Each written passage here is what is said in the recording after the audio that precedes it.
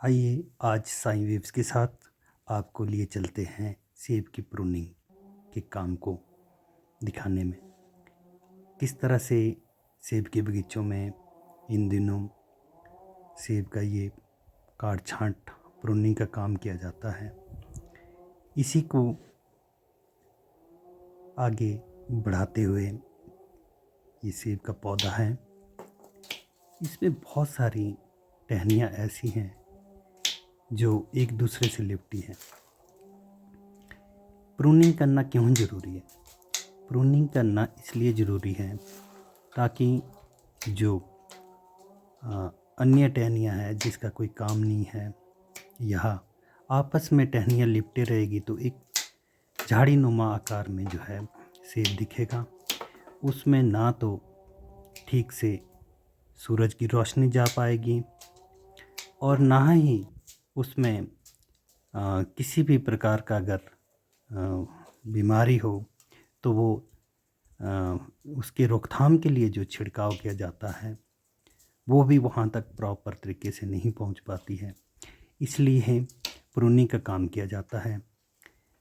आपको मैं ये बता दूँ कि अधिकतर सेब के जो पौधे हैं वो ऐसी जगह में सरवाइव करते हैं जहाँ पर बर्फ़ पड़ती है। बर्फ़ का होना सेब के लिए अति आवश्यक है।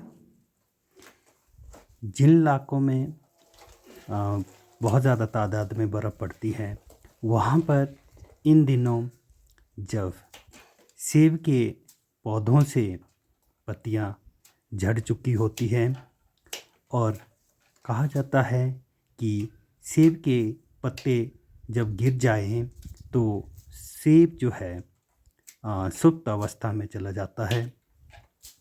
वो फिर अपना भोजन स्टोर कर लेता है अपने अंदर और उसी स्टोर किए हुए भोजन से वो आने वाले 3-4 महीनों में अपना गुजारा करता है। तो आज हम आपको बताते हैं किस प्रकार से सेब के पौधों में प्रूनिंग का काम किया जाता है। ये एक ऐसा टास्क है जिसमें आदमी को अपना संतुलन छोटी छोटी टहनियों पर बनाए रखना पड़ता है। कई बार ऐसा भी होता है कि हमें एक मजबूत टहनी पर एक पैर पर ही अपना संतुलन बनाए रखना पड़ता है। इसके साथ ये जो सेब का प्रूनिंग का काम है, मैं ये भी बता दूं कि अधिकतर पहाड़ी इलाकों में हिमाचल प्रदेश में जहाँ जहाँ भी सेब की खेती होती है वहाँ पर ये जो प्रूनिंग का काम है ये हमारी पैतृक विरासत से हमें प्राप्त हुआ है। मेरे दादा के समय हमारे यहाँ पर सेब की जो बगीचा है वो लगा था तो दादाजी ने सीखा ये काम और दादाजी करते थे।